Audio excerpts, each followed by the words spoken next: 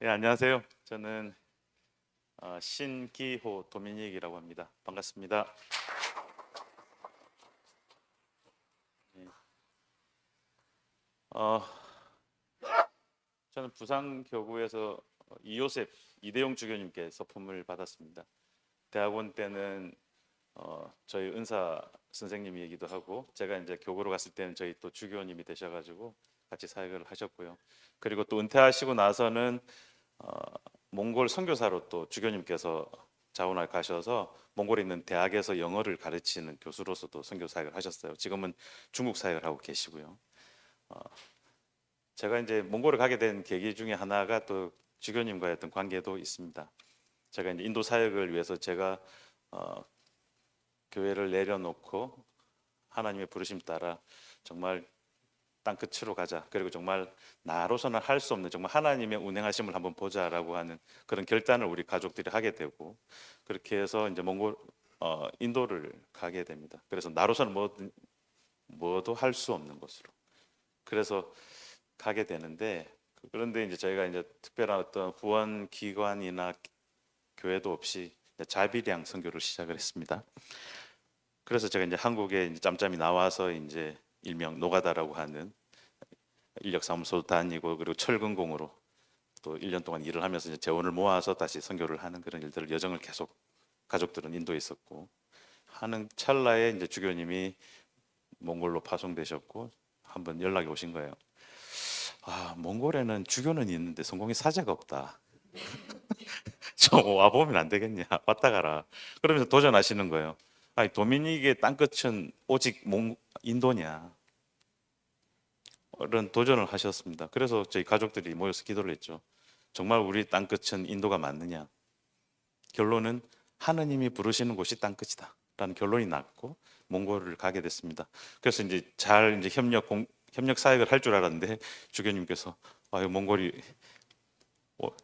대기가 여기가 너무 먼지가 많아서 천식이 있어서 오랫동안 사역 못 하겠다, 도미닉한테 맡긴다라고 하고 한국 오셨어요. 지금 한국에서 이제 중국 사역을 하고 계십니다. 그래서 지금 중국에 있는 그 가정 교회들, 지하 교회들, 공식화되지 못하는 교회들, 어마어마한 규모의 교회가 있습니다. 그런데 거기 있는 사역자들이 어떤 공식적이고 정상적인 어떤 신학 교육을 하지 못하다 보니까 거기에 있는 교회 리더들이 이제 요청을 했죠, 주교님한테. 우리가 하고 있는 이 신앙과 우리가 이거 하고 있는 신학을 검증해 주실 분이 필요하다. 우리를 검증해 주십시오. 우리가 혹시나 이단적인 것들을 또 혹시나 가르치고 있어서 하나님 선교에 혹시 위해되는 일을 하고 있지 않는가, 누군가 좀 검증을 해 주십시오. 그 일을 지금 주교님이 하고 계십니다. 정말 80이 넘으셨죠? 그 연세도 아주 어마어마한 일을 하고 계시죠. 어,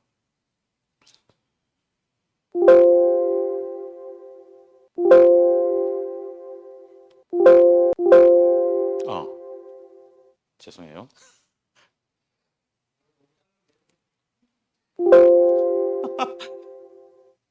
아, 안 보인다, 그죠? 아, 저희 가족이 어떻게 사는지 한번 보여드리려고. 저희 가족이 완전체로 모인 게 이번에 3년 만에 모였습니다. 저는 몽골에 있고, 저희 딸과 아내는 한국에 있고, 저희 아들은 터키, 지금 투르키예라고 부르잖아요. 투르키예에서 지금 필드 사역자로 지금 벌써 5년 차 선교사로서 살아가고 있습니다. 근데 이제 2월 5일 날 해군 의무병으로 이제 입대를 하게 돼서 하고 있는 학업과 이제 선교 사역을 이제 정리하고 들어와서 이제 군입대 준비를 하고 있는데, 오늘 아침에 이제 제가 이런 카톡을 이제 우리 집에다가 올렸습니다. 제가 이제 서울에서 좀 일정이 있어서 가방을 챙겨 왔는데, 이제 저희 집 화장실에 이제 수건을 이제 집사람이 가지런히 쌓아놨더라고요. 그래서 하나 써야지 하면서 이제 수건을 하나 챙겨 왔어요. 근데 수건이 중간에 구멍이 뻥 뚫려 있더라고요. 이게 쓰는데 몇 주 쓰다가 너무 이상해가지고 아침에 제가 집에서 수건을 잘못 챙겨온 것 같다라고 하니까 집사람이 걸레를 가져가셨네요. 저 이틀 동안 열심히 닦았거든요. 저거.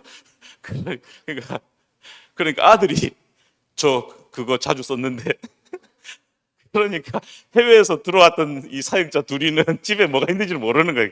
걸레와 수건의 구별을 못하는 거죠. 그냥 쌓여 있으니까 다 수건이다 생각하면서 아들도 열심히 그걸 걸레를 얼굴로 닦고 저도 그걸로 얼굴 닦고 그렇게 한 거죠.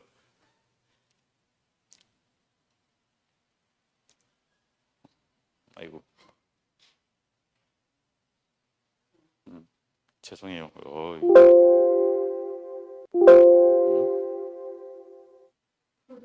제가 늘 쓰던 게 아니라서.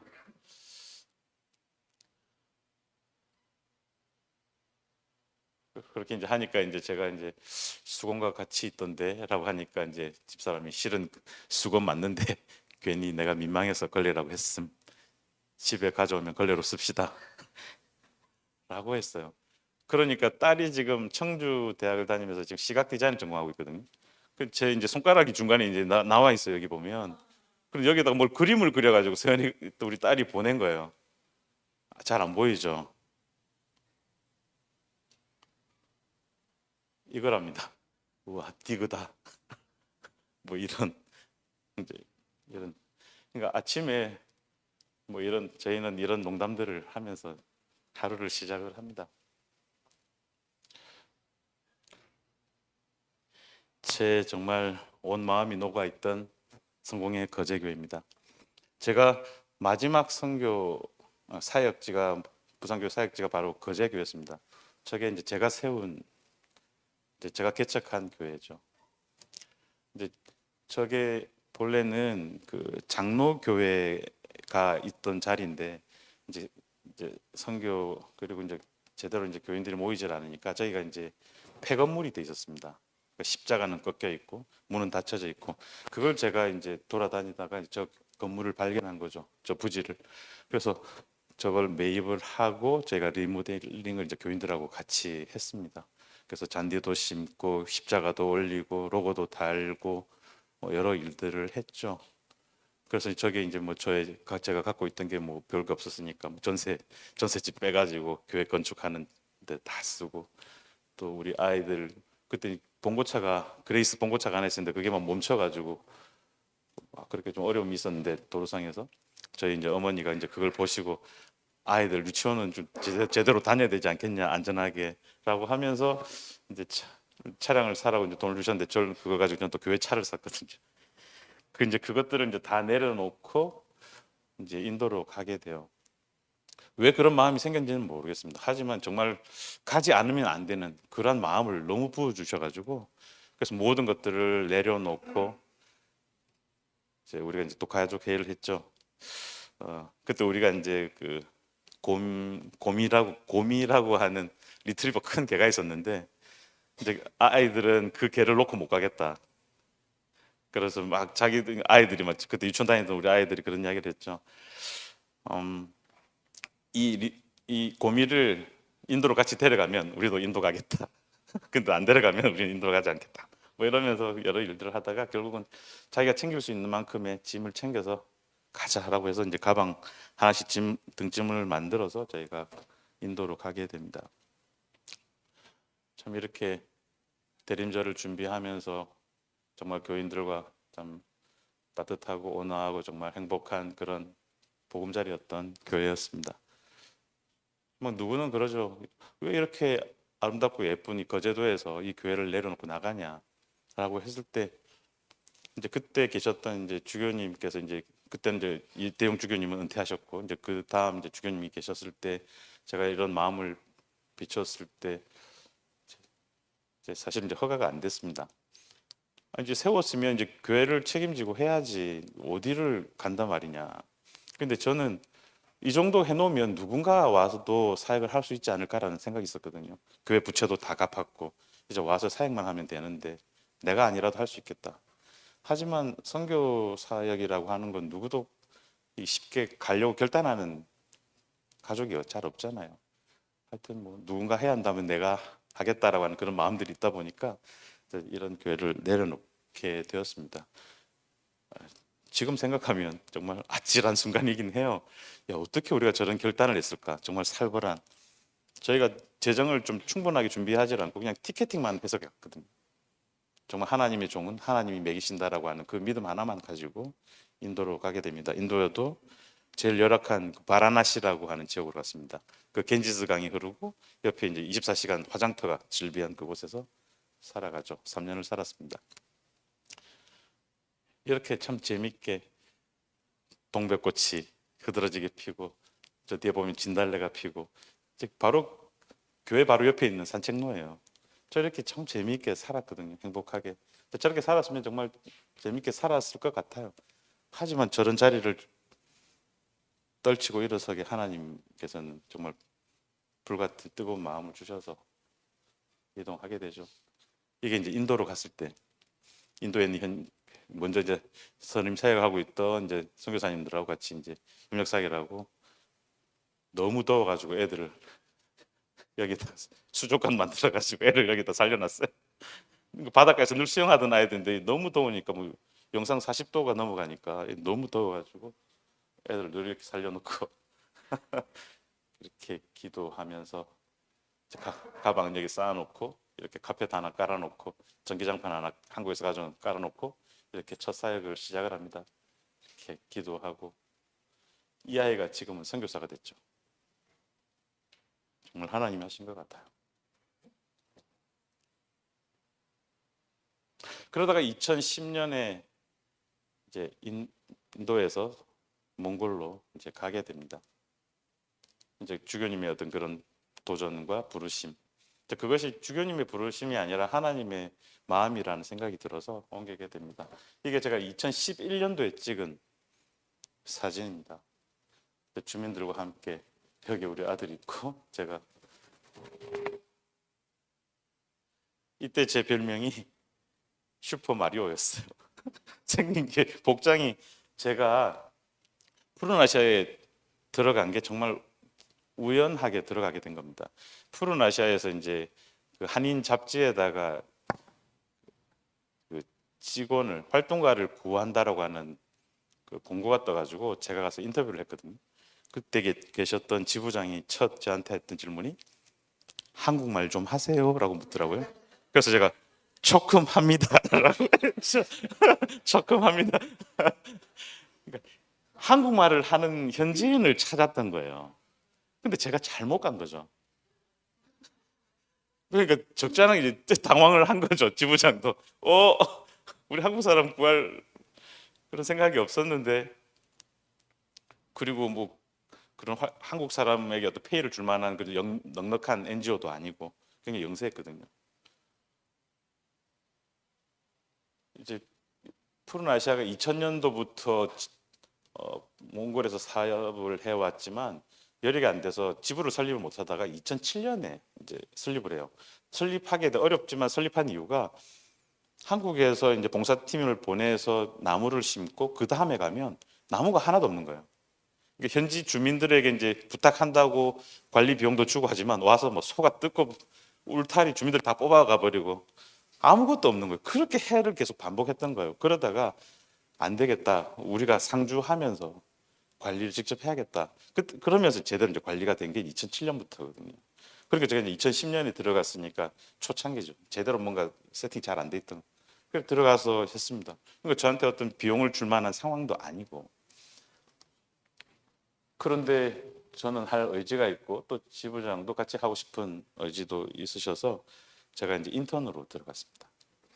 인턴으로 들어가서 처음에 제가 했던 게 이제 시설 관리, 우물 고치고 울타리 치고 삽자루 고치고 전기 뭐 차단기 고장 나면 차단기 교체하는 그런 일부터 했습니다. 이 일을 하게 하시려고 주님께서 그렇게 노가다를 뺑뺑이를 돌리신 것 같아요. 제가 철근공으로 제가 거의 1년을 일을 했었거든요. 현장에서 참 많은 것을 배웠습니다. 그리고 제가 몽골을 갈 때도 뭔가 좀 필요하지 않을까 싶어서 용접 학교를 가가지고 막 용접을 배웠습니다. 근데 거기 이제 용접 학원에서는 아니 요즘 이런 용접 한국에서는 필요 없는데 뭐 티그라든지 뭐좀 괜찮은 걸 하지 왜 이런 막 용접만 하세요? 예, 저는 이것만 필요합니다. 그래서 그냥 계속 그냥 때우는 그냥 막 용접만 했죠. 그래서 참 유용하게 썼습니다. 그렇게 시작을 했죠. 그래서 인턴으로 해서 처음에 이제 30만 투구릭을 이제 사례비로 주더라고요. 너무 감사했습니다. 한국 돈으로 말하면 한 10만 원 정도. 제 첫 월급이 10만 원이었습니다. 제가 태어나면서 첫 월급을 교회 사회 갈 때도 월급이라는 걸 제대로 받아본 적이 없거든요. 회계 장부에는 쓰죠. 월급 받았다고. 안 받은 걸 받았다고 하고 해서 나중에 그냥 그걸로 해서 그냥 나중에 연간 보고를 하고 뭐 기초교회가 다 그렇게 하잖아요. 받지는 않았지만 받았다고 치고 그래서 나중에 보면 그래도 이 교회 예산 좀 되네 뭐 이런 식의 어떤 그런 상황이었는데 이제 30만 투고릭이 저의 첫 월급이었죠. 그전에 다 일용직이었으니까 그렇게 해서 시작을 했는데 인턴에서 시작을 해서 인턴, 간사, 팀장, 국장, 뭐 지금은 지부장으로서 지금 일을 하고 있습니다. 그때 우리 아이들이 같이 구덩이를 팠습니다. 구덩이 하나에 내가 500원 줄게. 그래서 열심히 구덩이를 팠죠. 그 아이들은 지금 장성해서 자기 길들을 가고 있고요. 예, 이게 이제 1월 10일 날 부산에서 이제 찍은 사진입니다. 아들 호세아는 이제 투르키에 선교사로 필드 사역자로 벌써 이제 5년 차. 지금 현지에서 이제 의대를 다니고 있어요. 지금 재활의학, 물리치료. 지금 무슬림권, 이슬람이잖아요. 무슬림권에서 이제 사역하기가 쉽지가 않은 겁니다. 그래서 전문인으로서 그들과 제일 친숙하고 제일 가깝게 갈 수 있는 직업이 뭘까라고 이제 기도하다가 정한 게 물리치료입니다. 물리치료는 거리가 상당히 가깝잖아요. 그리고 뭐 삶을 나눌 수 있는 그런 물리치료를 배우고 딸은 지금 시각 디자인을 전공하고 있고요. 아내는 또 이제 몽골에서 다시 또 우리 주민들과 또 그들에게 필요한 것들을 준비하기 위해서 지금 이제 한국어 교사 자격증을 지금 또 취득을 했고 이제 그런 다시 이제 복귀할 준비들을 하고 있습니다.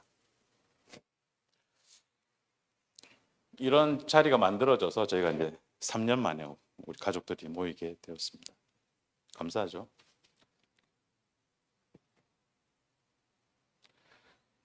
제가 한국에 휴가 나올 때마다 이제 들리는 곳이 양화진입니다. 선교사 무료역.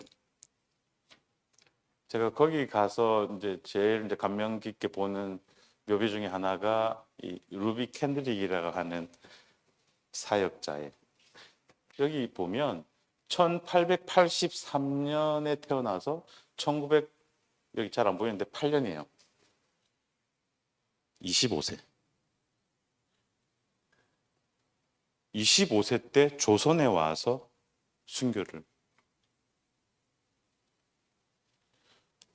조선에 와서 8개월 만에 풍토병을 얻어서 하느님 부르심을 받아요. 25살에 애띤 여성 청년이 우리로 봤다면 이제 갓 대학을 졸업한 그 선교사가 이렇게 양화진에 있습니다. 보여요, 이거 혹시?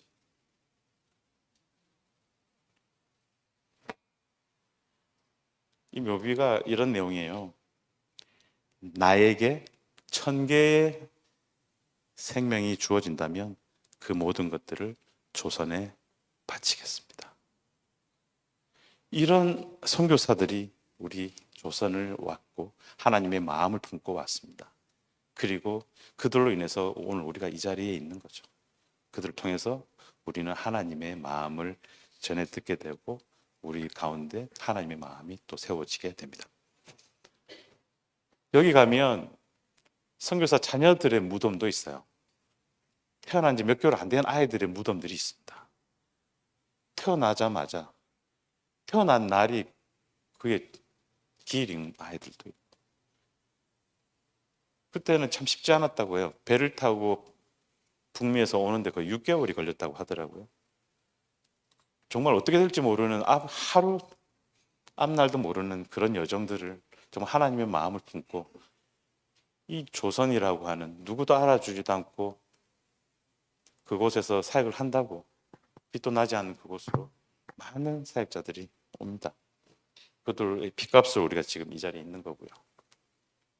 그러면 또 우리는 또 무엇을 해야 될지 또 우리도 한번 생각해 봐야 되지 않을까 싶습니다. 그래서 제가 보면 늘 양화진을 들리는 이유 중에 하나입니다. 왜냐하면 제 마음을 다시 다잡으려고. 제가 이제 NGO 사역을 하다 보니까 이제 한 번씩 정체성의 혼란이 옵니다. 굉장히 주기적인 것 같아요. 나는 누구인가? 나는 사제인가? 나는 선교사인가? 나는 활동가인가? 나는 그냥 직업인인가? 나는 누군가? 그런 곳에서 다시 이런 사역자들의 무덤을 보면서 다시 한번 제 삶을 돌아보고 결단하고 또 나아가는 거죠. 이런 여정 속에서 저희 가족은 하나의 가훈을 세웠습니다. 땅 끝에서 주고 하늘 복판에서 만나자. 우리의 사명은 각자다. 이렇게 살고 있습니다. 아마 오래 같이 못 만났어도 뭐 저희는 뭐 그러려니 했을 겁니다. 하지만 또 하나님의 시간에 하나님의 때 또 이렇게 만나게 해주셔서 저희는 또 감사한 거고요. 아들은 저희 시상식이 있는 날 그 다음 날 또 새벽에도 또 사역이 있어서 또 아침에 또 베이스 기타를 메고 또 청소년 사역지에 또 찬양 그 팀에 봉사하기 위해서 반주하기 위해서 또 새벽까지 또 강원도로 가더라고요. 그러니까 아들의 삶도 그래요. 저도 많이 도전을 받는데 정말 그분이 원하시는 곳이라면 늘 아멘인 거예요.